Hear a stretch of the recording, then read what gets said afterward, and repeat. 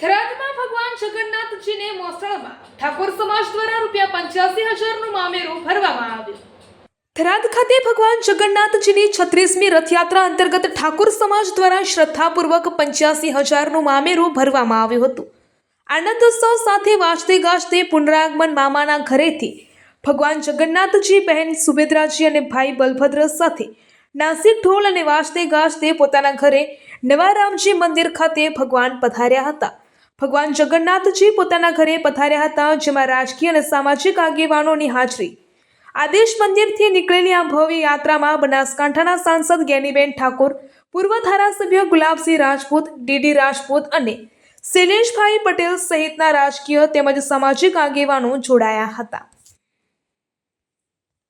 ભગવાન જગન્નાથની ઓલ જે ઇન્ડિયામાં અને અમદાવાદમાં 149મી રથયાત્રા અને થરાદની આ 36મી રથયાત્રામાં અહીંની પરંપરા અને સંસ્કૃતિ પ્રમાણે આજે દરેક સમાજને દર વર્ષે અલગ અલગ સમાજને મામેરું ભરવા માટેનો મોકો અહીંના જે ટ્રસ્ટીઓ છે અને આયોજકો મારફત એની ગોઠવણી કરવામાં આવેલી છે। એના ભાગરૂપે આજે આ 36મી જે ભગવાનનું જે મામેરું કરવાનું છે એ આજ ઠાકોર સમાજના જે વારા પ્રમાણે એમનો વારો આવેલો છે। અમારો ભગવાન જગન્નાથનું મામેરું અહીંની પરંપરા પ્રમાણે જે લિમિટ નક્કી કરેલી છે ₹51,000 અને ભગવાનના વાઘા સાથેનું મામેરું ભર્યું।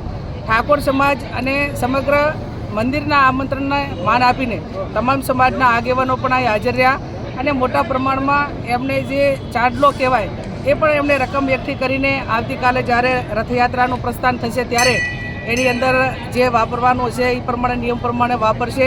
હું ભગવાન જગન્નાથને પ્રાર્થના કરું કે સર્વ સમાજ હળીમળીને ભાઈચારાની ભાવના રાખે અને આવતીકાલે જ્યારે રથયાત્રા ભગવાન પરિભ્રમણ કરવાના છે ત્યારે આ વિસ્તારના તમામ ધર્મના તમામ સમાજના લોકો જોડાશે અને ભગવાનને પ્રાર્થના કરશું અમે બધા, અને આપણે સૌ ભગવાનને પ્રાર્થના કરીએ કે આજે જગતનો તાત ખેડૂત હોય, પશુ પક્ષી હોય, તમામ જે ભગવાન પર આધાર રાખીને આશા રાખીને બેઠા છે કે વરસાદ થાય, તો કાલે મુસળધાર વરસાદ સાથે ભગવાન જગન્નાથની જે રથયાત્રા નીકળે, પરિભ્રમણ કરે અને સર્વ સમાજને આશીર્વાદ આપે, ભાઈચારાની ભાવના રાખે અને જે સમાજો જે ક્ષેત્રમાં છે તમામ લોકોને સુખાકારી મળે અને જ્યાં છે ત્યાં ઉત્તર પ્રગતિ કરવા માટેના ભગવાનના આશીર્વાદ મળે, એ જ ભગવાન જગન્નાથને પ્રાર્થના કરું છું।